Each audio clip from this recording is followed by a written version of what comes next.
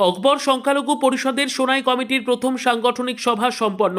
রবিবার সন্ধ্যায় সোনাইয়ে অকবর সংখ্যালঘু পরিষদের নবগঠিত কমিটির প্রথম সাংগঠনিক পরিচিতির সভা হয়েছে।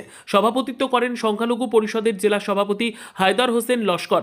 সম্মানিত অতিথি অকবর কেন্দ্রীয় সম্পাদিকা আয়েশা সুলতানা চৌধুরী। সভায় নতুন সভাপতি নাসিম আহমেদ লস্কর আয়েশা বেগমকে আসন্ন বিধানসভা নির্বাচনে দলীয় টিকিট প্রদানের দাবি জানান।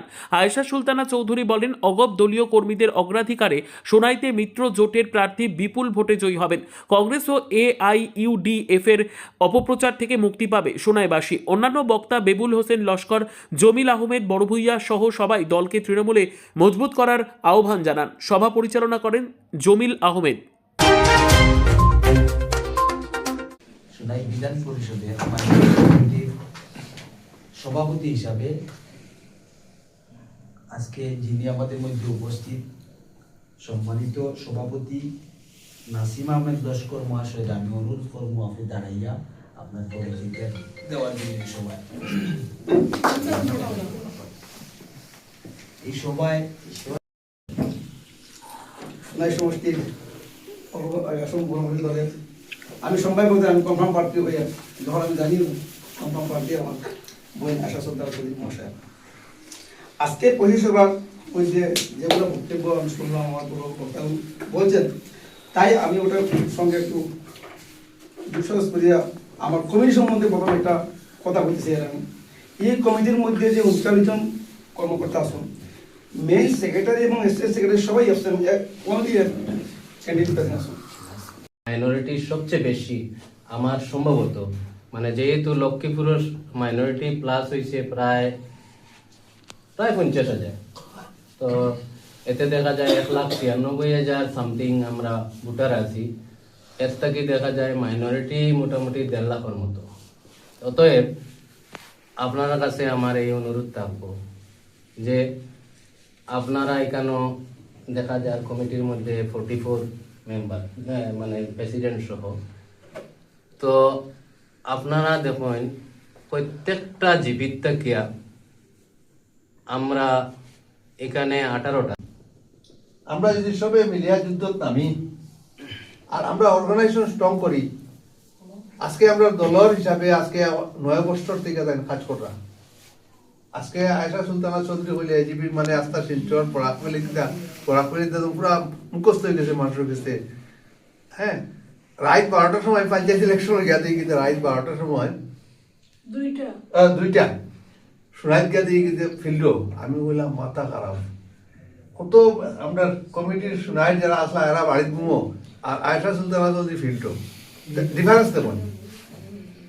কারণ একটা জজ্বা আছে মানুষটার, যে হাসাও যে মানুষের যে জিনিস চেষ্টা করে পাওয়া লাগাও পাওয়া যায়, আর যদি বাড়িতে ঘুমাই দেখাতে পাইবনি।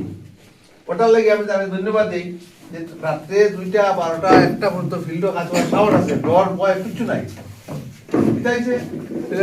মাননীয় সভাপতি অতুল বড়া ডাঙ্গরিয়া এবং কার্যকরী সভাপতি কেহম মহন্ত ডাঙ্গরিয়ার কাছ থেকে কোনো ধরনের গ্রিন সিগন্যাল উনি পেয়েছেন না।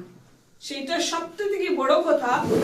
দলের নেতৃত্বের সঙ্গে আমার যখন কথা হয়েছে তখন একটাই কথা এসেছে যে দলের যারা আছেন এত বছর থেকে কাজ করে যাচ্ছেন। এখানে আমার সাজান আঙ্কেল বলেছেন যে দীর্ঘ 9 বছর হয়ে গেছে, this is 10 years is running. এত সময় থেকে এটা আমার কার্যকরী সভাপতি হেমন্ত ডাঙ্গরিয়ার কাছ থেকে স্পষ্টভাবে আমি শুনেছি। উনি নিজে বলেছেন আমাকে যে ওই সমষ্টিতে আমাদের যারা কর্মীরা রয়েছেন ওদেরকে ফার্স্ট প্রেফারেন্স দেওয়া হবে।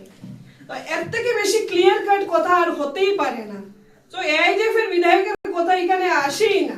AIDF এর বিধায়ক বিজেপি যাবে, কংগ্রেসে যাবে, হ্যাঁ সেটা সত্যি কথা। উনি বিজেপি লিডারের দরজায় গিয়ে টিকেটের জন্য বলছেন, উনি এজিপি লিডারের দরজায় গিয়ে এজিপি টিকেটের জন্য ঘুরে বেড়াচ্ছেন, বাট উনার অস্তিত্ব নেই আজকের দিনে। উনি কোন দলে আছেন এবং কোন দল থেকে খেলবেন উনি নিজেই বলতে পারবেন না। সো আমি ভাবি আজকের পরে অহম গণপরিষদ দলের কোনো সবাই AIDF বিধায়কের কথা, করিমউদ্দিন বড়ভূইয়ার কথা যেন আসে না। এক, সেকেন্ডলি, যেহেতু আমি ইনচার্জ আসাম মাইনরিটি পরিষদের, আর এখানে মাইনরিটি পরিষদের সভা এবং সব আপনারা আমার উইংসেরই সব কর্মীরা এখানে বসা আছেন এবং আমার সোনাই সমষ্টির ভাইরা এখানে বসা আছেন, আমি একটাই কথা বলবো, বিঙ্গেন সিনিয়র, যে আমাদের লক্ষ্য থাকতে হবে যে গণপরিষদ দলকে আমরা কিভাবে শক্তিশালী করতে পারি এবং আগামী দিনে গণপরিষদ দলকে একবারই কিভাবে নিয়ে যেতে পারি এবং অহম গণপরিষদ দলের মাননীয় সভাপতি অতুল বরার ডাঙ্গরিয়ার হাত কিভাবে আমরা শক্তি করে ধরতে পারি।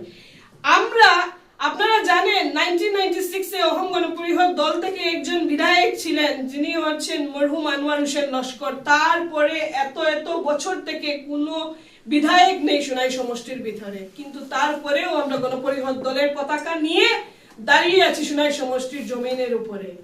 তার মানে হচ্ছে আমরা পাওয়ারের লোভে এবং অন্য কিছুর লোভে নেই, আমরা দলের লোভে, দলের জন্য আমাদের দিলে অনেক আদর এবং অনেক সম্মান রয়েছে।